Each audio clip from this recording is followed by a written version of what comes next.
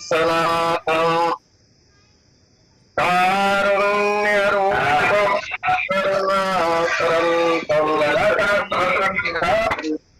शरणं प्रपद्ये।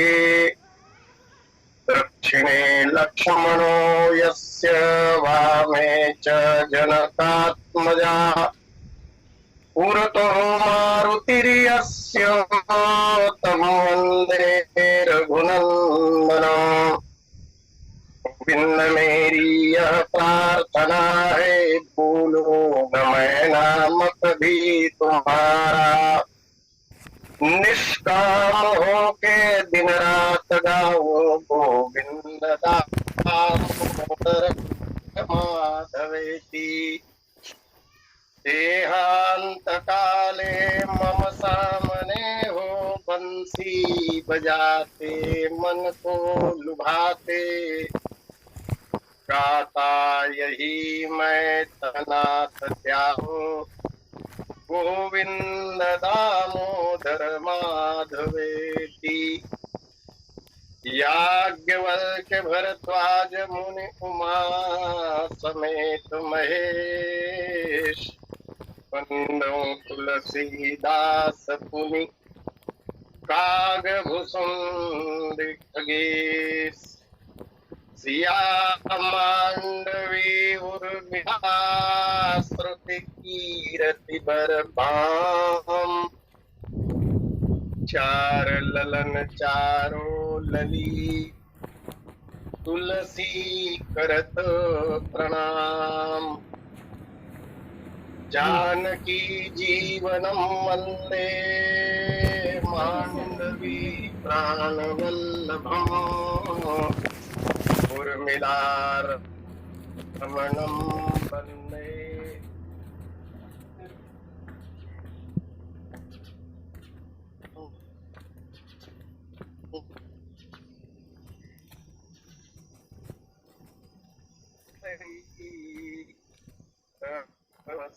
सुचरित कहे सीमने लाई।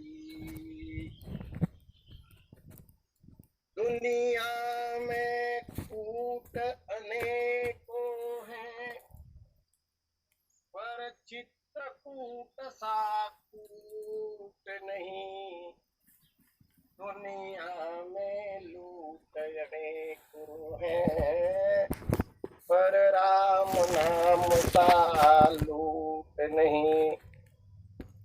दुनिया में फूट अनेकों हैं, पर भाई भाई सा फूट नहीं।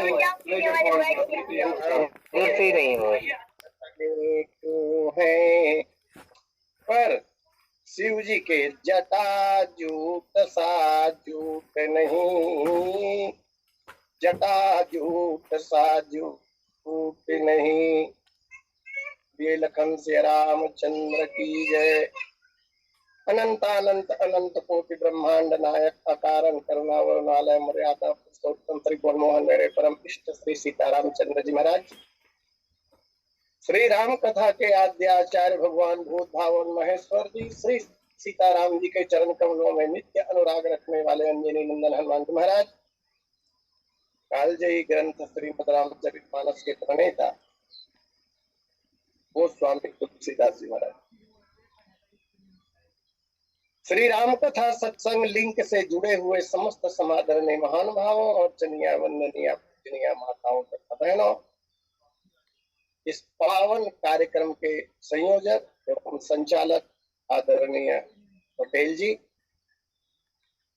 आज के प्रथम लिंक के सरस वक्ता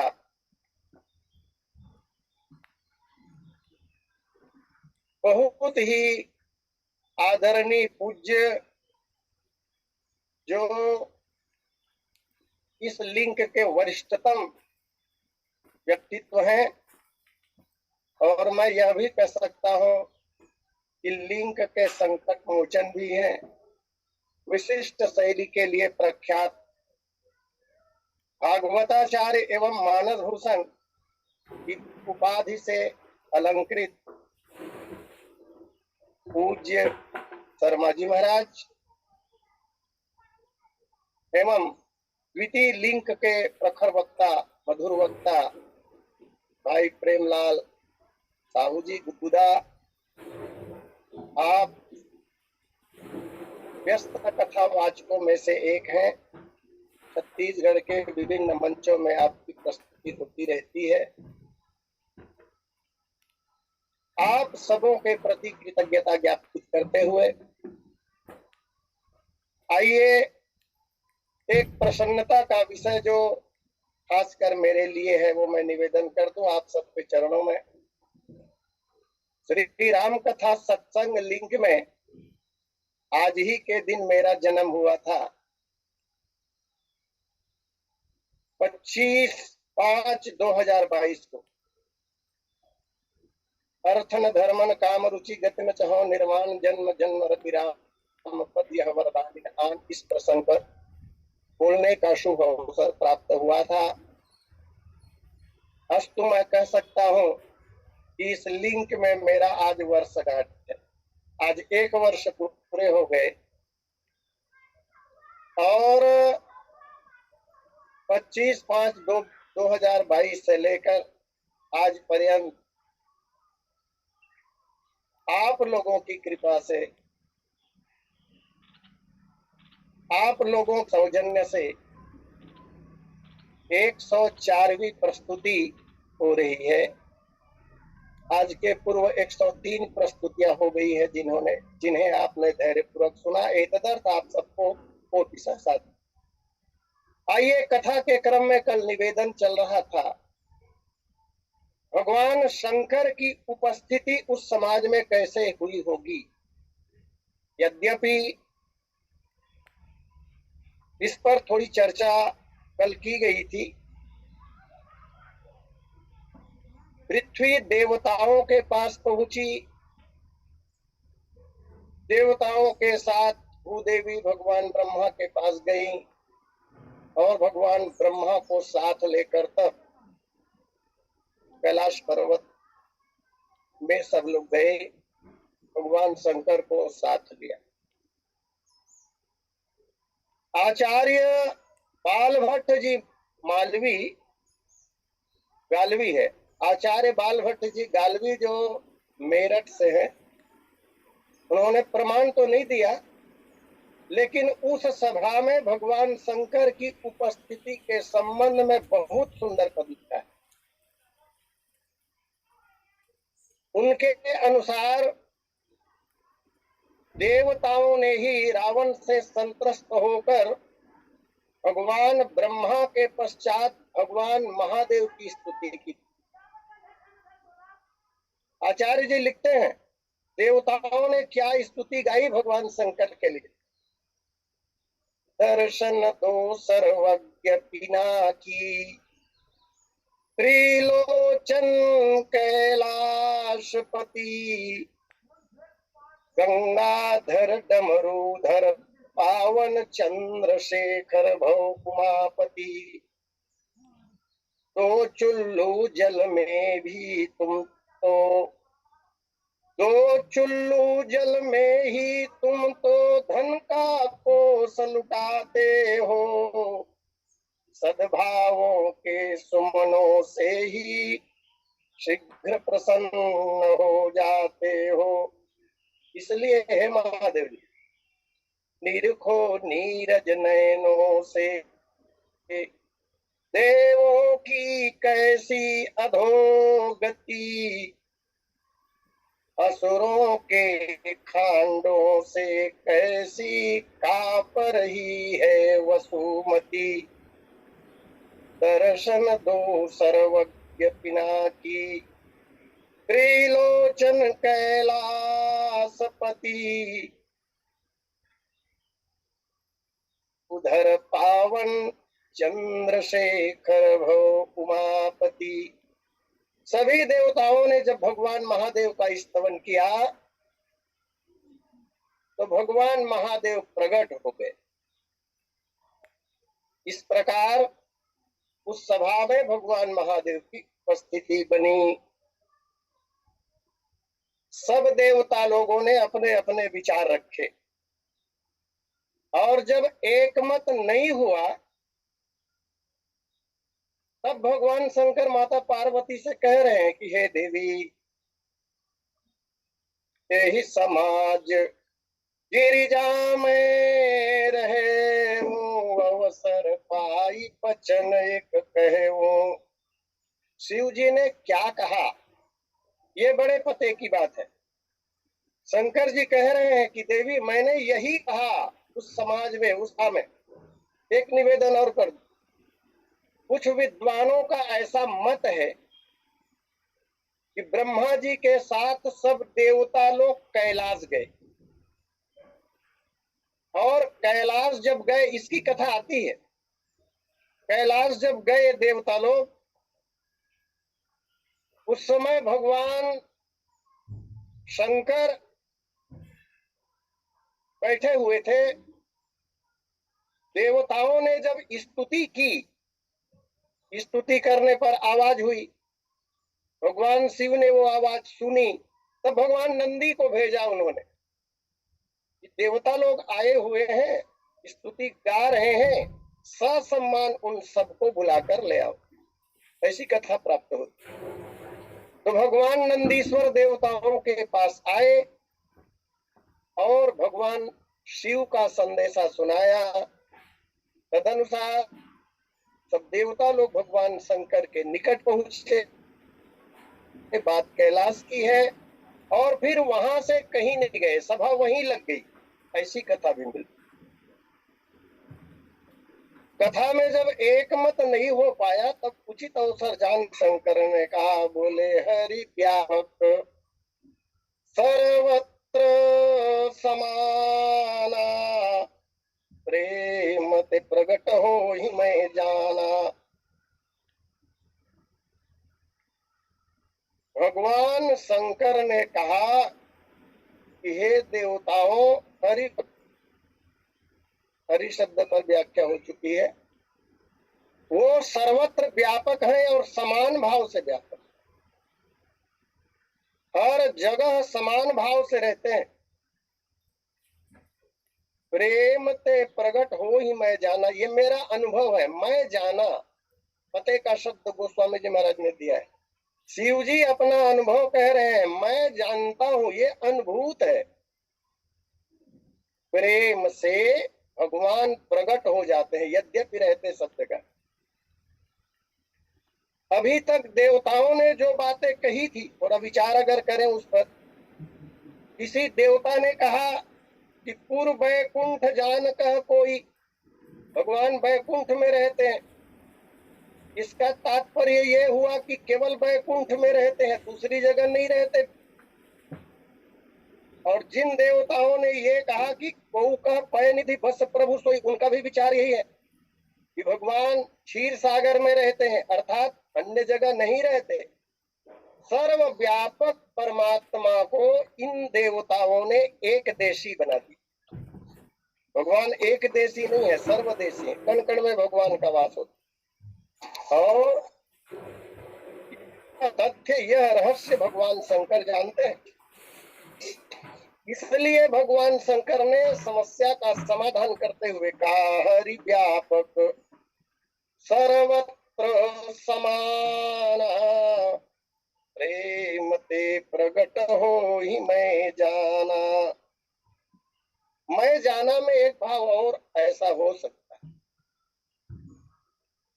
अभी तक देवताओं ने, कल की कथा में बात आई थी, अभी तक देवताओं ने 3 कल्पों की कथा का विवरण दिया, यद्यपि संक्षेप में कहा उन्होंने। जिन देवताओं ने ये कहा कि भगवान वैकुंठ में रहते हैं, उन्हें जय विजय कल्प की और जलंधर कल्प की कथा याद थी। उन दोनों कथाओं का संबंध वैकुंठ से है, और जिस भगवान के बारे में देवताओं ने कहा कि क्षीर सागर में रहते हैं, तो उस कल्प की कथा का संबंध नारद कल्प से है, क्योंकि क्षीराब्द सराय विष्णु ने नारद को श्राप दिया। तो देवताओं को ये 3 कल्पों की कथा मालूम है, चौथे कल्प की कथा देवता नहीं जानते, लेकिन भगवान शंकर कह रहे हैं प्रेम ते प्रगट हो ही मैं जाना, चौथे कल्प की कथा मैं जानता, और कोई नहीं जानता। अच्छा, चौथे कल्प की कथा क्या?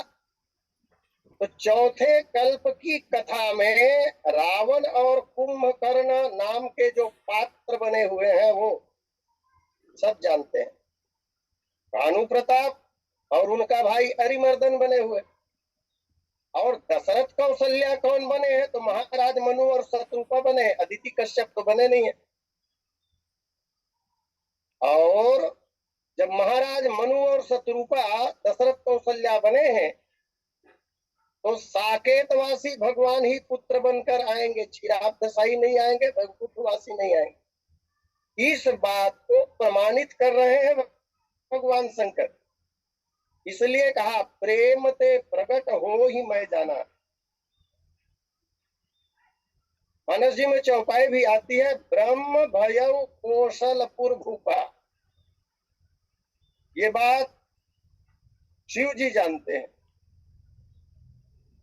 हरि व्यापक के संबंध में मुझे एक बात स्मरण आ रहा है। स्वामी अखंडानंद सरस्वती जी महाराज हमारे देश के बहुत बड़े विद्वान हो गए। साहित्यों में उनका नाम जगह जगह प्राप्त होता है। एक बार स्वामी अखंडानंद सरस्वती महाराज जी की भागवत पर कथा चल रही, सच्ची घटना है, और मंच पर ही विराजमान थे पूज्य उड़िया बाबा जी, बड़े महात्मा थे, और प्रकरण चल रहा था श्री कृष्ण जन्म पर। तो श्री कृष्ण जन्म की कथा आरंभ की पूज्य महाराज जी ने। तो पूरी सभा में कथा सुनने वालों में से ही एक व्यक्ति खड़ा हुआ और खड़े होकर पूज्य अखंडानंद सरस्वती जी महाराज से एक प्रश्न कर रहे। उन्होंने कहा, आपने अभी कहा महाराज जी कि देवकी के गर्भ से भगवान का अवतार हुआ, तो गर्भ को तो नरक माना गया है, और जब गर्भ को नरक माना गया है तो क्या भगवान भी नरक में जाते हैं? माने भगवान भी गर्भ में आते हैं? आपने जो कथा कही कृष्ण अवतार की, उसके अनुसार तो गर्भ रूपी नरक में भगवान भी गए, ऐसा सिद्ध हो रहा है। ये प्रश्न उन्होंने जब किया तो स्वामी अखंडानंद जी महाराज उत्तर देते, इसके पूर्व ही उड़िया बाबा ने एक बढ़िया बात कही। बोले, जब ये कहा जाता है कि भगवान सर्वत्र रहते हैं, कण कण में उनका वास है, तो सर्वत्र का अर्थ तुम्हारे हिसाब से गर्भ को छोड़कर ऐसा अर्थ होगा क्या? नहीं, सब जगह रहते हैं लेकिन गर्भ को छोड़कर। और वह आदमी संतुष्ट हो गया। इसका समाधान पूज्य अखंडानंद जी महाराज को देने की आवश्यकता नहीं पड़ी। ऐसी कथा हमने सुनी। भगवान हरि सब जगह व्याप्त है, सर्वत्र समान रूप। इसकी व्याख्या भगवान शंकर ने नहीं की, सूत्र रूप में कह दिया, हरि व्यापक सर्वत्र समान। अब आगे बढ़ गए, बोले प्रेम ते प्रगट हो ही मैं जाना। इसकी व्याख्या तो अन्य महात्माओं ने, विद्वानों ने की। शिव जी ने सूत्र रूप में बस कह दिया कि समान रूप से भगवान हर जगह निवास करते हैं। और ऐसा कहने का तात्पर्य क्या है? ऐसा कहने का तात्पर्य ही है कि भगवान सर्वत्र निवास करते हैं समान रूप से। इसकी विस्तृत व्याख्या यदि भगवान शंकर करते तो भगवान के अवतार का रहस्य ही प्रकट हो जाता। और जब रहस्य का प्रकटीकरण पहले हो जाता है तो फिर लीला में रस नहीं आता। लीला प्रेमी लोगों को फिर आनंद की अनुभूति नहीं हो पाती। और भगवान स्वयं भी चाहते हैं कि यह रहस्य बना रहे, रहस्य का प्रकटीकरण न हो। इसके अनेक उदाहरण मानस जी से ही प्राप्त होते हैं। मैं निवेदन करूं, जिस समय श्री राम का अवतार हुआ उस समय शिशु का दर्शन करने के लिए विप्र मंडली के साथ गुरुदेव वशिष्ठ पधारे। यह सोचकर आए थे ईश्वर का अवतार हो रहा है। ब्रह्मा जी ने पहले ही कह दिया था उस प्रकरण में। जब वशिष्ठ जी एक बार ब्रह्मा जी के पास गए और कहा कि पुरोहित कर्म अति मंदा, आज से मैं पंडिताई नहीं करूंगा, ये अच्छा काम नहीं है। तो ब्रह्मा जी ने समझाया था कि नहीं, तुम जिस वंश के, जिस कुल के पुरोहित हो, उस कुल में ईश्वर का अवतार होने वाला है। प्रसन्न हो गए गुरु जी, बोले तब तो अच्छा है पंडिताई कर, ईश्वर का ही दर्शन हो जाएगा। अब जब ईश्वर का अवतार हो गया तो बहुत प्रसन्न होकर गुरु जी गए। गुरु वशिष्ठ कह गए हकारा, आए द्विजन सहित नृप द्वारा, अनुपम बालक देखे निजाई, रूप राशि गुण कहीं न सिराई। भगवान के रूप माधुर्य का दर्शन किया और गुरुजी अपने आप को संभाल भी नहीं पाए, संभाल नहीं पाए। आखिर दशरथ जी ने निवेदन कर दिया गुरुजी से कि गुरुजी मेरे बालक को आप आशीर्वाद देते जाओ। ऐसी पीड़ा हुई है गुरुजी को कि छाती फटने लगी है। जिनसे मैं आशीर्वाद लेने आया था उसे आज आशीर्वाद देना पड़ रहा है। और मैंने कथा में सुनी है, जब जब श्री राम गुरुदेव वशिष्ठ को प्रणाम करते थे तब तब उनके मानस पटल पर यही बात पूछता था, ईश्वर होकर मुझे प्रणाम कर रहा है, मैं आखिर हूं तो जीव, जीव ईश्वर को प्रणाम करेगा। और उत्तर कांड में एक दिन गुरु वशिष्ठ जी भगवान राम जब अकेले थे तब पहुंचते हैं और जितनी बातें उनके मन में थी गुरु जी ने कह डाला राम जी से। बोले राम, जब जब तुम मुझे प्रणाम करते थे तब तब असह्य पीड़ा होती थी। होना तो ये चाहिए था कि तुझे मैं प्रणाम करता, तुम्हारा आशीर्वाद मैं लेता। राम सुनो गुरुजी के वचन। बोले देखी देखी देखी देखी आचरण तुम्हारा, ओ तमोह मम हृदय अपारा। ये बात गुरुजी ने कही। तो मैं कहना यह चाहता हूं कि भगवान के जो अवतार है उसका रहस्य छिपा रहे, प्रकट न हो। शंकर जी भी यही चाहते हैं कि भगवान के अवतार का रहस्य प्रकट न हो, इसीलिए प्रणाम किया शिव जी ने। हस कही चले वो मनोज नसावन, जय सच्चिदानंद जग पावन। यदि निकट में जाकर प्रणाम करते तो रहस्य खुल जाता कि शिव जी इन्हें प्रणाम कर रहे हैं चरण छूकर। इसका तात्पर्य है कि यह ईश्वर है। और फिर भगवान के चरित्रों पर लोग ध्यान नहीं देते।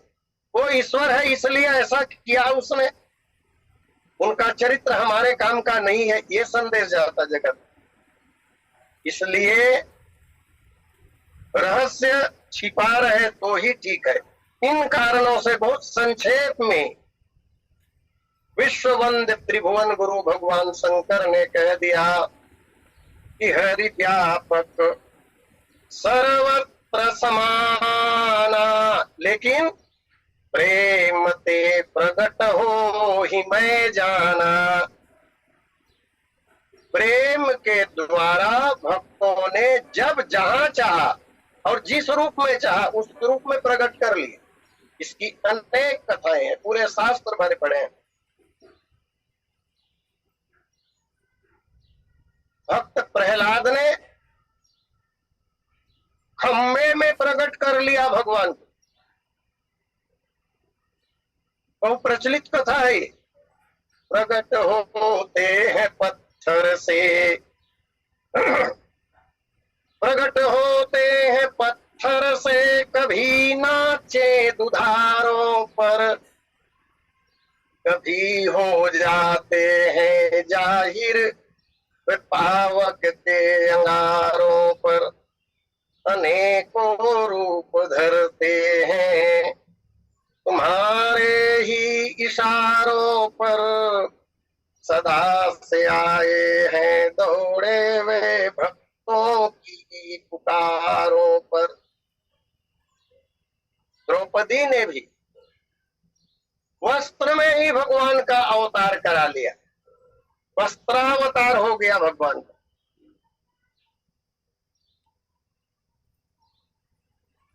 तो भक्त लोग जब जहां जैसा चाहते हैं, प्रेम के कारण प्रेम से भगवान का स्तवन करते हैं और भगवान को प्रकट कर देते हैं। और भगवान है भी प्रेम के पुजारी। राम ही केवल प्रेम प्यारा, जान ले ही जो जान निहारा। जब भगवान शंकर ने ये बात समाज में कही कि हरि व्यापक सर्वत्र समाना, प्रेम से प्रकट हुई मैं जाना, तो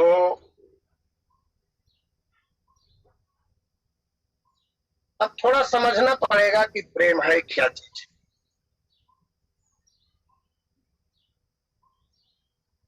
भगवान प्रत्येक वस्तु में कण कण में समान रूप से विराजते हैं और प्रेम करने पर या प्रेम से पुकारने पर भगवान प्रकट हो जाते हैं। रहते कैसे हैं तो उसके संबंध में कहा, अग जग में सब रहित विरागी, प्रेम ते प्रभु प्रगट जिनि आगी। भगवान उसी तरह प्रकट होते हैं जैसे अग्नि। लकड़ी में, पूरे लकड़ी में अग्नि रहता है, लेकिन संघर्षण जहां पर किया जाता है, जहां पर दो लकड़ियों को रगड़ा जाता है, वहीं से आग पैदा होती है। इसी तरह यहाँ प्रेम की समता अग्नि के साथ की जा रही है। और विद्वानों का ऐसा भी विचार है कि अग्नि प्रकट होने के 4 तरीके हैं। ठीक इसी तरह भगवान के अवतरण की भी विधि 4 ही है। अग्नि का प्राकट्य 4 प्रकार से होता है। पहला प्रकार है आवेश के द्वारा, और इसके लिए उदाहरण दिया जा सकता है, मान लो किसी बर्तन में पानी हो और उस पानी में आग का अंगारा डाल दिया जाए, तो यद्यपि आग का अंगारा बुझ जाएगा, शांत हो जाएगा, लेकिन आग का प्रभाव उस जल पर तो पड़ेगा। पानी पहले ठंडा था, लेकिन आग जब डाल दिया गया तो पहले जैसा ठंडा नहीं रहेगा। इसको कहते हैं पानी में आग का आवेश। ठीक इसी तरह भगवान का यह अवतार भी होता है, प्राकट्य होता है।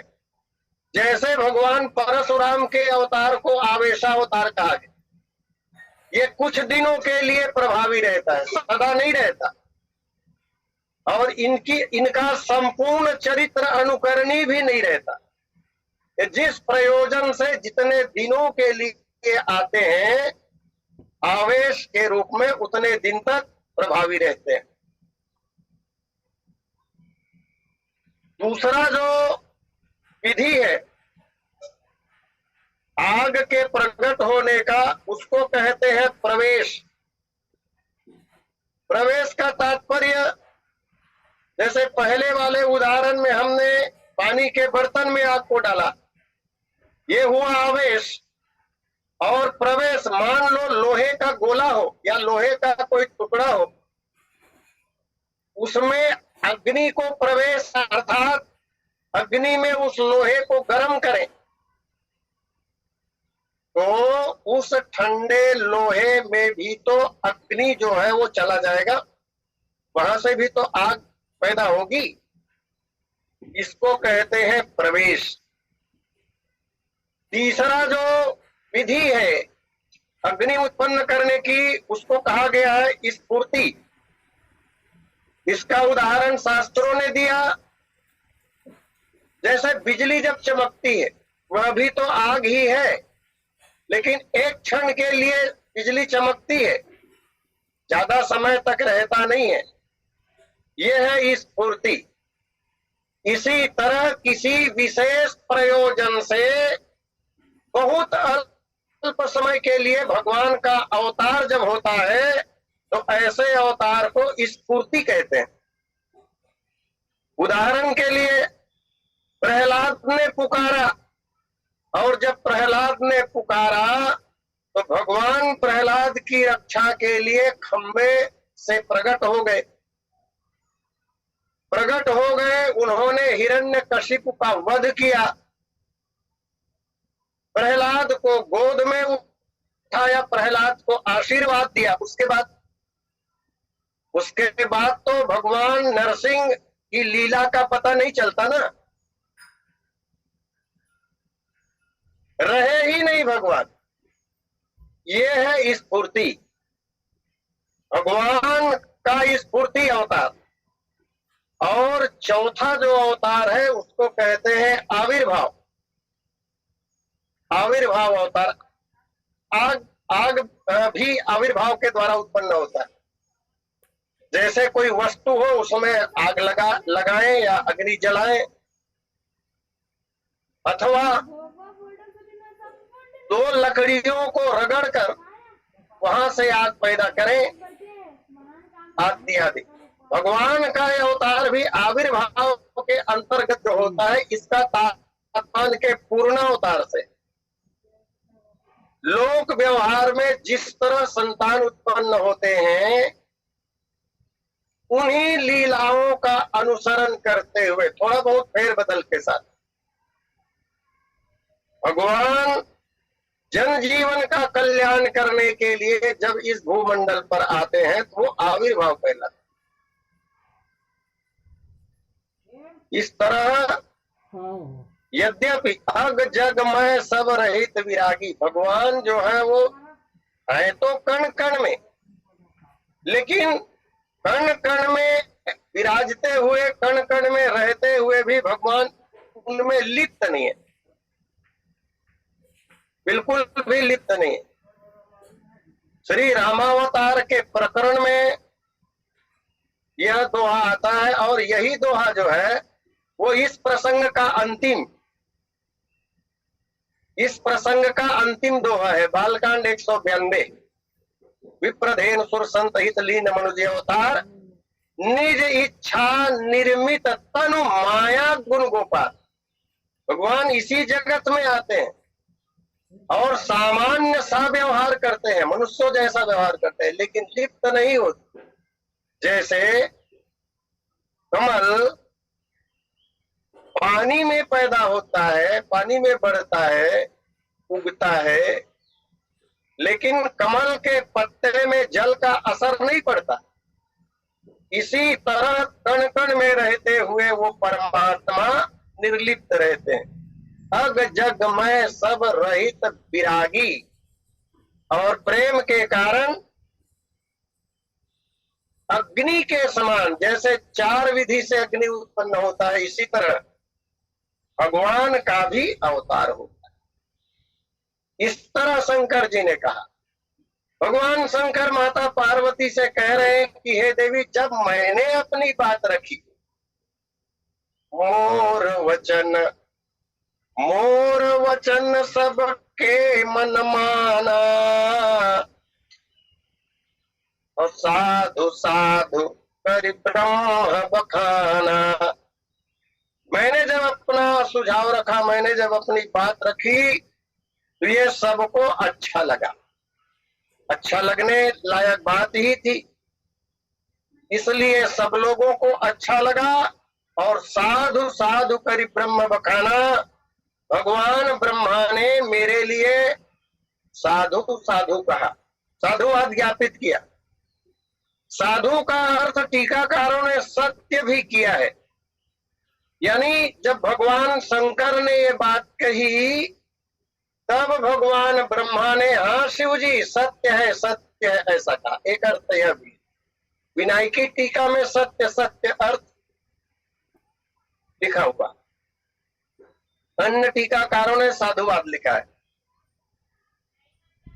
मोर वचन सबके मन माना, और साधु साधु करी ब्रह्म बखाना। यहाँ एक प्रश्न बनता है, इतना विलंब से भगवान शंकर ने क्यों कहा होगा? जब चर्चा चल रही थी, विचारों का मंथन चल रहा था, उस समय भगवान शंकर ने ये बातें क्यों नहीं कह दी, चुपचाप बैठे रहे? और तमाम देवता लोग अपनी अपनी बात कह रहे थे, इससे समय व्यर्थ गया। शिव जी आखिर मौन क्यों रहे? बहुत विलंब से भगवान शंकर ने ऐसा क्यों कहा? इसके कुछ कारण हो सकते हैं।